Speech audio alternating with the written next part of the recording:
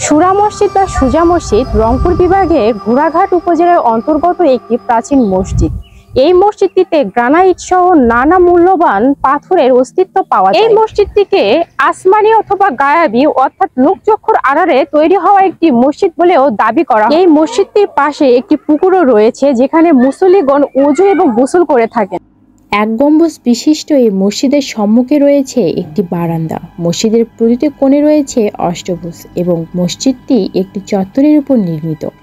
মসজিদের বাইরের দেওয়ালের গায়ে ছোট ছোট খোপ কাটা টেরাকোটার মসজিদটি বাহ্যিক সৌন্দর্য আরো বাড়িয়ে দিয়েছে। জ্যামিতির আকৃতির কিছু নকশাও লক্ষ্য করা যায় এই মসজিদটিতে।